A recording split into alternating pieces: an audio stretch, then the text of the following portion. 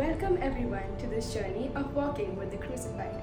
Today we reflect upon the topic of overcoming sin and temptation. So what exactly is sin? According to the Catechism of the Catholic Church, sin is present in human history. Any attempt to ignore it or to give this dark reality other names would be futile.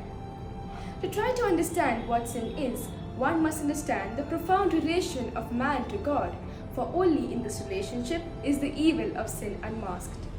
Only in the knowledge of God's plan to man can we grasp that sin is an abuse of the freedom that God has given to created persons like you and me, so that we are capable of loving Him and loving one another.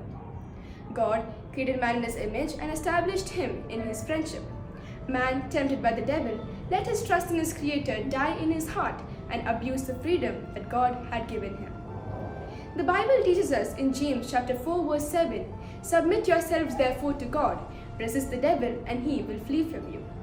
To fight temptation, we should stay strong in the Lord. James chapter 1 verse 15 says, "When desire has conceived, it gives birth to sin." That means desire in itself is not sin. When the desire is there, it has the potential to become a sin. And when my will agrees to it and I say yes, I want it, then it becomes a sin.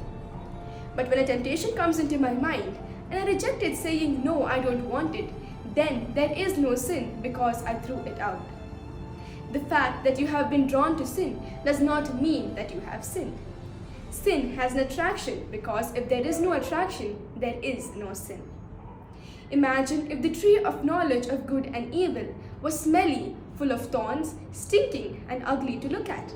Then Adam and Eve would have never eaten a fruit from it. Now why did God make the tree so attractive? Probably the most attractive tree in the garden.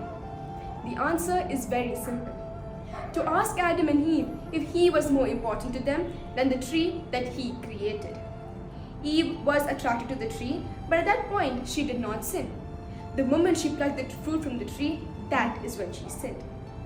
So you got to remember that our attraction to something is not sin. But when we give it more priority than God, the creator of everything, then it becomes a sin.